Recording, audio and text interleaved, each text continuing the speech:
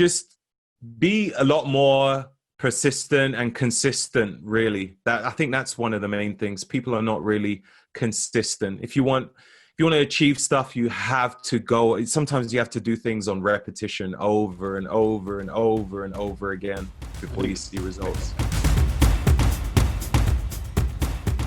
Can you share what are a couple things I'd like to get? I'm just going to let you run for the next little bit.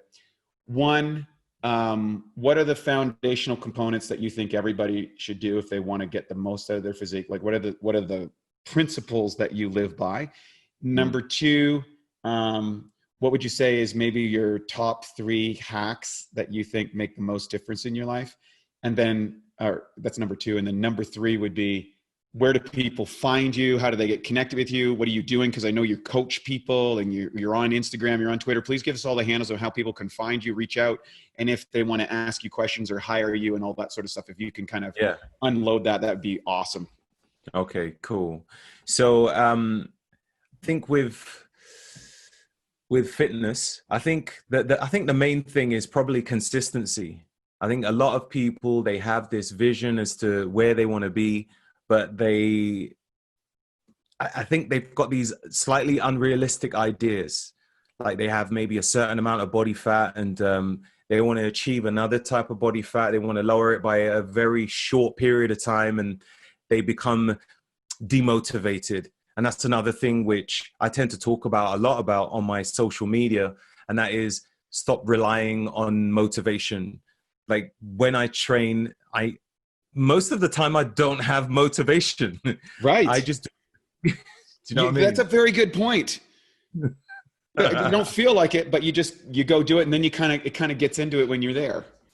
Yeah, exactly. Right. You just, I've become driven now, but I think from when I used to live with my dad, there was many things I had to do, but I didn't like doing.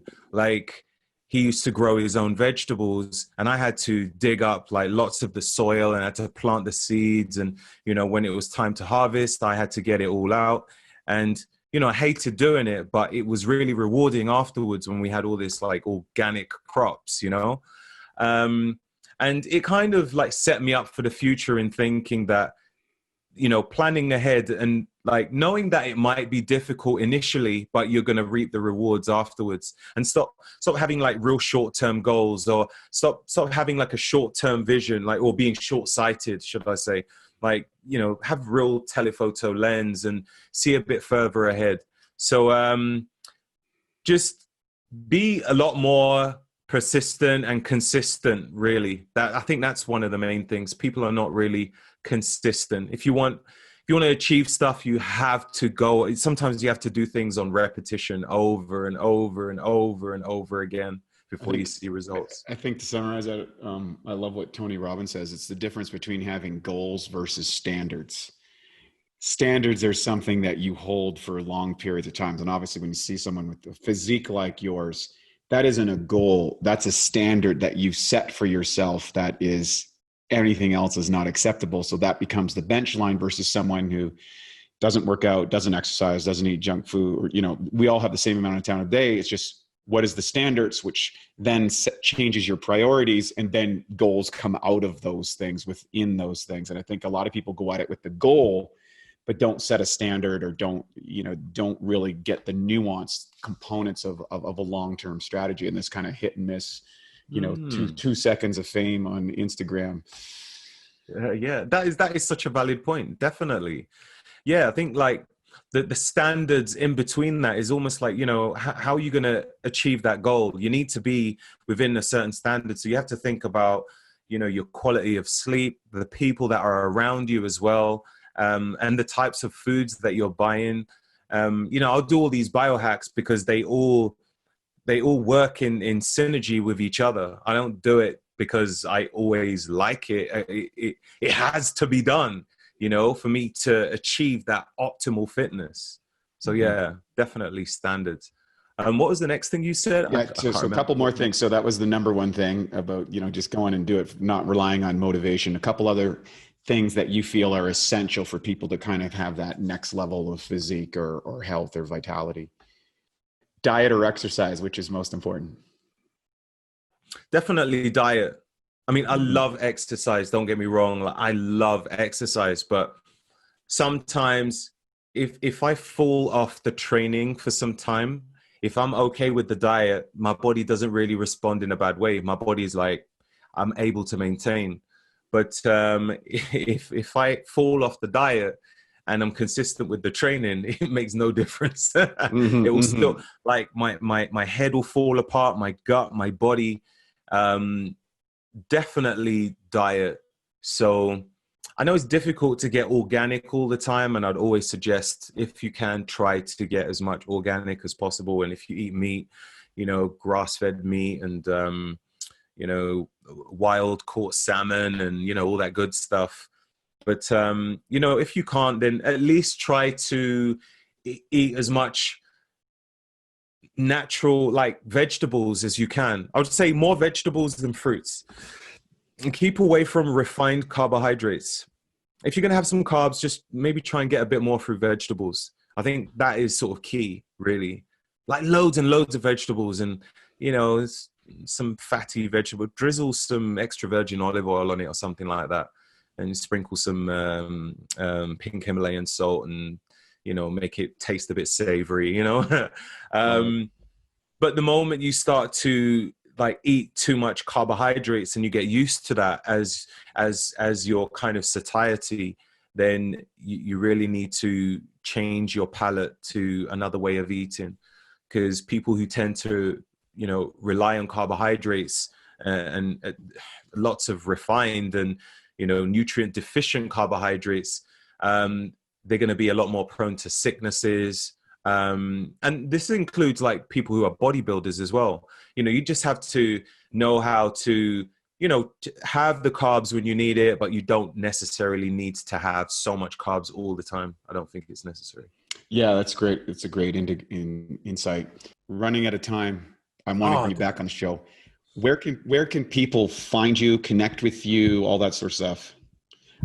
Please give us all the stuff, what you're doing today. Like, what is it that you help people with today so that people can kind of find out, if you can hit that? Yeah, I do online coaching. So anyone who's looking to transform their body, there's lots of my clients now are very much into the intermittent fasting. So it's basically as regimented as they want it to be. You know, very easy depending on a person's lifestyle. So online coaching, they could just email me at snipesfitness@gmail.com. I'm on Instagram, Facebook, and Twitter. That's Roger Snipes. You know, Instagram.com/Roger Snipes, or Twitter.com/Roger Snipes, or Facebook.com/Roger Snipes. I also have a YouTube channel as well. Just type in Roger Snipes. I'm still trying to work out videos on that at the moment, because I'm trying to work a bit more on my podcast. So yeah, you can find me on iTunes and SoundCloud, and there's loads of other platforms which I wasn't even aware of, but somehow it snowballs on these other platforms. So just type in the Roger Snipes Show in Google, and you'll find, like, all my podcasts there. Roger, any last words of wisdom that you'd like to share with our audience before we wrap it up and get you back for another one? Last words of wisdom.